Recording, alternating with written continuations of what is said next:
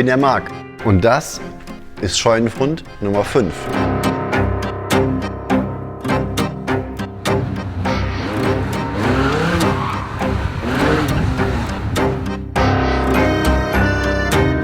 Ist das ein alter Rennwagen? Ist der in der Scheune gefunden worden, weil der so usselig ist? Nein, der ist so usselig gemacht worden, aber der ist auch nicht absichtlich so usselig gemacht worden. Der ist entstanden. Ich finde, das ist so ein bisschen Artwork, Car-Style, keine Ahnung. Ist schon so ein bisschen Kunst. Ziel war, eine Hingabe zu machen. Und es ist großartig geworden, was da gemacht worden ist. Also das hat eine Seele bekommen, dieses Auto. Und das hat so viele kleine, schöne Details. Diese ganz vielen Details machen danach das gute Auto aus.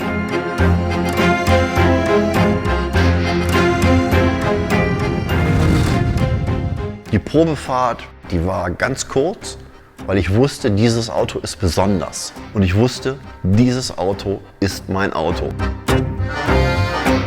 Der hat halt so viel modifizierte Sachen dran, dass ich ganz lange gebraucht habe, um eine TÜV-Station zu finden, die mir das sozusagen für Deutschland abzeichnet. Der Vorbesitzer, der Amerikaner, hat schon ganz, ganz viel gut gemacht und auch ganz, ganz viel hochwertigste Materialien benutzt.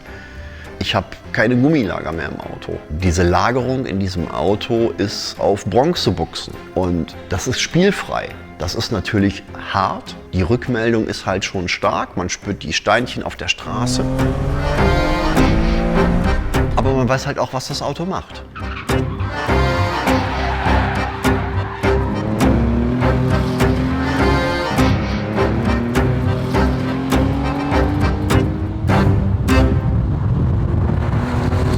Das ist ein Rennkart, dieses Auto. Das ist so direkt. Der Motor ist so aggressiv.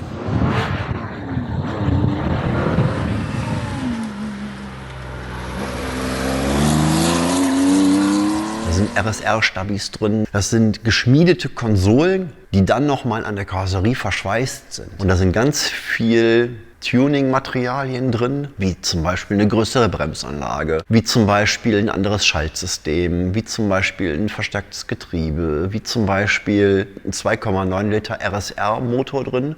Der Motor hat normal 110 PS, jetzt hat er 270 PS. Und würde ich auf maximale Performance gehen, dann würde er wahrscheinlich nochmal 20 PS, 15, 20 PS obendrauf kriegen mit anderen Vergasern. Aber das will ich nicht, weil dadurch würde ich einen unruhigeren Motorlauf bekommen.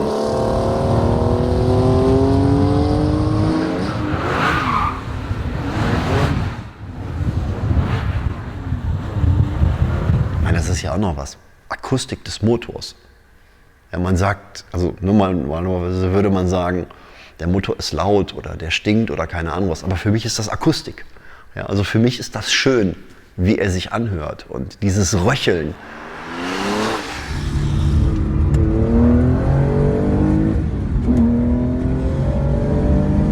An diesem Auto ist so viel gemacht worden, dass wenn du alle Tuning-Maßnahmen nehmen würdest, hat er alle Tuning-Maßnahmen bis auf eine, und das ist das Zylinderhemd. Bei dem Motor natürlich nicht, weil hier sind ja die 2,9 Liter drin. Die sind ja so dünnwandig, das wird nicht halten. Das heißt, das Ding ist so durchdacht vom Konzept her, dass die ganz klar gesagt haben, okay, wir machen einmal alles, aber das lassen wir. Der hat Ölleitungen drin, die sind extra unruhig, also die sind extra außen rau. Und diese Unruhe hier sorgt dafür, dass der Wind angreifen kann auf der Ölleitung, sodass meine Motoröltemperatur reduziert ist. Ich fahre hier eine Motortemperatur, die ist, ich glaube 80 Grad habe ich Motortemperatur. Das ist für den Verschleiß und für das Material ist das sehr, sehr, sehr lieb. Also das ist nicht brutal. Obwohl dieses Auto starke Leistungsentfaltung hat, einen starken Punch hat. Die haben einen ganz tollen Motor gebaut. Ich habe kein Radio im Auto. Mein Motor ist mein Radio. Ich liebe es.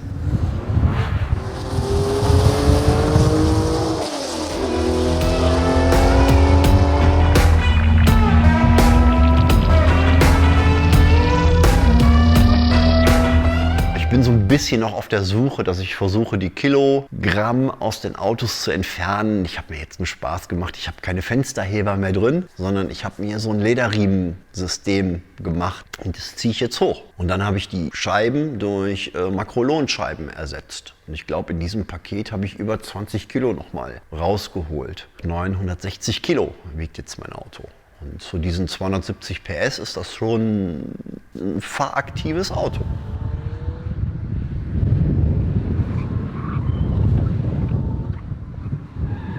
Also erstmal muss man ihn stark kennen und dann kannst du den auch fahren lassen. Also du lässt ihn laufen oder du steuerst ihn mit dem Gaspedal oder mit der Bremse. Du positionierst den Wagen. Das ist Üben, das ist mit Material auseinandersetzen, das sind Kilometer, das sind Erfahrungen. Also man kann das lernen und auch transportieren. Bei mir war es halt einfach üben, üben, üben und einfach diese Leidenschaft am Fahren.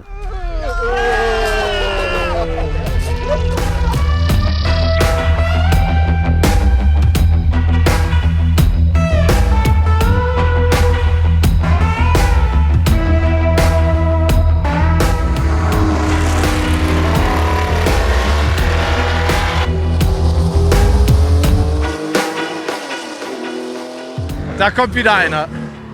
Das ist die Leidenschaft am Fahren. Die ist irgendwo entstanden, dass wir uns durch Glück und Zufall kennengelernt haben und wir viele Freizeit versuchen, so gut es geht, in den Alpen, im Bergischen Land oder in der Eifel aufhalten. Du musst dir das... Ja, scheiße.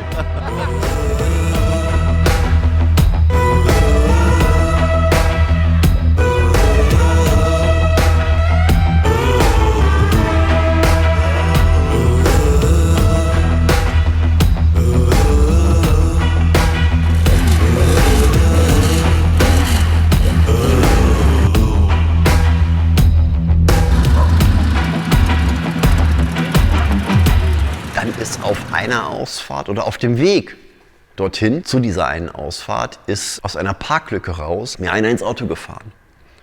Da hatte ich in dem Moment den Vorderkotflügel und die Türe beschädigt. Und so hatte ich dann eigentlich den Winter Arbeit, die ich eigentlich gar nicht haben wollte. Hatte dann eine Lackierung noch nicht drauf. Hab gesehen, die Saison rückt immer näher. Die Veranstaltung, die man fahren möchte oder die Touren, die man fahren möchte, die rücken immer näher. Meine Laune wird immer schlechter.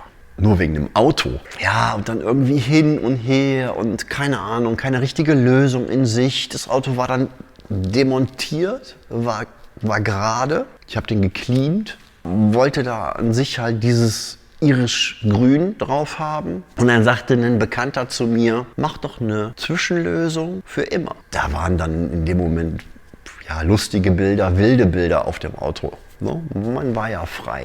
Und dann war das dann irgendwann so, dass dann meine Frau sagte, traust du mir? Klar traue ich dir. Und dann hat es nicht lange gedauert, dann hat sie sich ihren Arbeitsanzug angezogen und dann ist sie mit unserer Tochter in den Keller und auch noch in andere Keller gegangen und hat sämtliche Farben, die da waren, wo sie sich zu angezogen fühlte, mitgenommen. Das Türkise ist die gleiche Farbe wie von unserer Tochter in ihrem Zimmer an der Wand. Das Ganze ist eigentlich die Kreativität von ihr und es ist großartig geworden, was da gemacht worden ist. Der Tim, der hat dann noch Blattgold mitgebracht, dann ist da noch Blattgold reinmassiert worden. Die 5 als Beispiel, die 5 Elemente, die 5 ist handgezeichnet. Die ist jetzt nicht irgendwo perfekt, aber das Auto ist halt nicht perfekt. Und gerade dieses Nicht-Perfekte macht es halt aus. Und wenn du das perfekte Auto hast, dann störst du dich doch schon, wenn dir da einer reinfährt.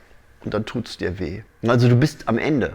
Das heißt, es gibt kein Weiter. Das heißt, es wird irgendwann langweilig, wenn du es Jahrzehnte besitzt.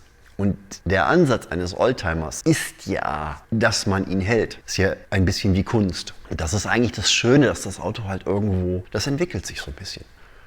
Und das ist toll. Und das macht riesen Spaß. Ja, und ich bin total dankbar, dass das so ist, wie es ist. Ich hatte davor nie Autos, so eine Bindung zu so Autos. Dieses Auto hat halt Wärme entwickelt.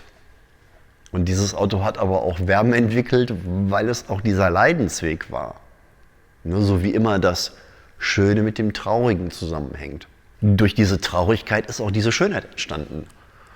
Ja, hat sich schön ausgeglichen.